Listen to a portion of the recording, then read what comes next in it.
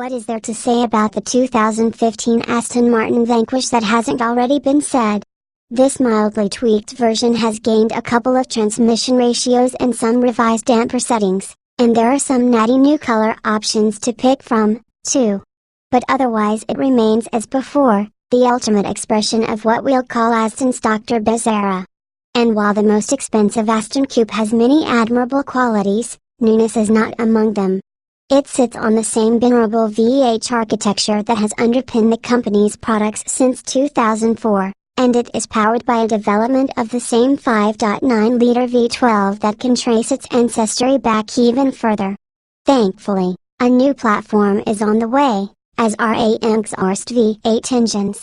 But to turn the question around, what really needs to change? The Vanquish sits in a segment where its rivals are newer and faster. But its flaws tend to be the character-enhancing sort that happen when you hand-build a car in tiny volumes. And the Vanquish, as before, does an almost perfect job of being an Aston Martin, big, impeccably styled, slightly old-fashioned. The sort of car you could imagine a dissolute European playboy driving away from a casino as the sun comes up. It delivers to its owners the sort of exclusivity that, by its very definition, you can't buy. This is a car that makes Lamborghini Aventador look commonplace, a Ferrari F12 Berline a default choice. What's new, what's not? Let's start with what's different. That's pretty much one thing, the new 8-speed automatic transmission. Okay, so this is actually the same ZF gearbox that's been used in many other sports cars, but to make it fit, Aston has gone to the considerable trouble and expense of re-engineering it for the Vanquish's transaxle layout. And although in the everyday part of the auto industry the arrival of more ratios inevitably signifies an economy boost, here it's been done to increase performance. The old Vanquish was limited by gearing to a mere 183 miles per hour, but now, with no other mechanical change, it can hit a claimed 201 miles per hour. Yes, in this part of the market, these things matter. Owners are much less likely to boast about the 2015 Vanquish's 2 miles per gallon improvement on the EPA highway cycle. We didn't confirm that 201 miles per hour figure, you'll be unsurprised to hear.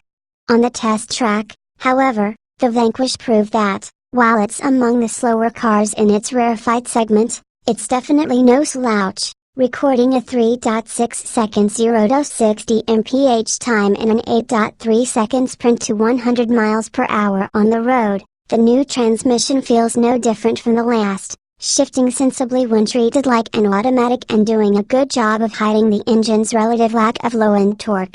Take control of gear selection via the two metal paddles behind the steering wheel and there's enough hesitation to confirm you're still dealing with a torque converter and planetary gear sets rather than dual clutches that engage instantly. But you get used to it quickly. The 5.9-liter V12 engine is unchanged from before. So there's no need to say anything about it. We're kidding. It would have been easy to turn this entire story into an overwrought teenage love poem dedicated to the engine's sonorous charms. Because while the V12 might not be able to match more modern rivals on raw power, you will search the world in vain for a more charismatic powerplant. At low revs it burbles like a V12 should, with a lazy, creamy waffling that sounds like money. But as soon as you add revs, the noise hardens. Beyond 5,000 revolutions per minute it's delivering the sort of resonant wail that might well, if you drove past a cemetery on a Friday the 13th and under a full moon, reanimate several corpses. But it's not just the howling soundtrack that makes the engine special. It's also the way it responds.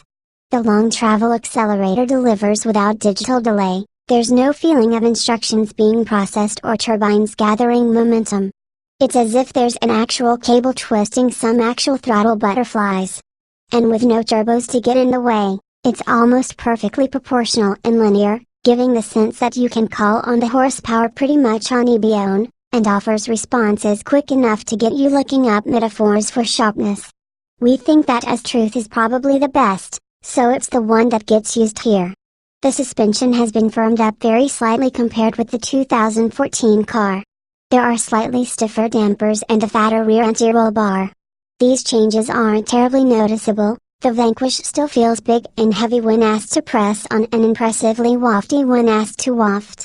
But it's an enormously rewarding car to drive as well, and its hydraulic power steering system is an object lesson in what gets lost when you switch to fully electric systems. The fashioned leather steering wheel is direct and responsive, although low-geared when compared with the frenetic hum of the Ferrari F12, and it also offers feedback beyond just digitally generated weighting, vibrating over rough surfaces and kicking back over bumps. It's the sort of stuff that newer systems often filter out as unwanted noise but which help you to feel like you're part of the feedback loop rather than a distant node. A GT in the best sense, as always, the Vanquish is happiest when asked to digest a serious journey at a high average speed. The cabin lacks the toys and gadgetry of the competition. There's no touch-sensitive screen, and navigational duties are still handled by a garish display that climbs from the top of the dashboard seemingly straight from 2005.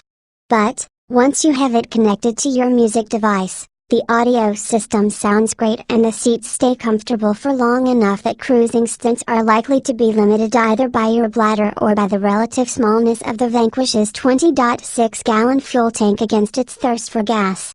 The car's natural cruising speed is probably about 120 miles per hour, at which point the cabin is still quiet enough for conversation in normal tones.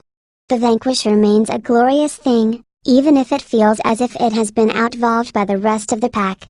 And yet it has as much character as any of its more modern competitors, and more than most of them. As much as we're looking forward to Aston's brave new era, the company should never lose sight of how to make cars like this.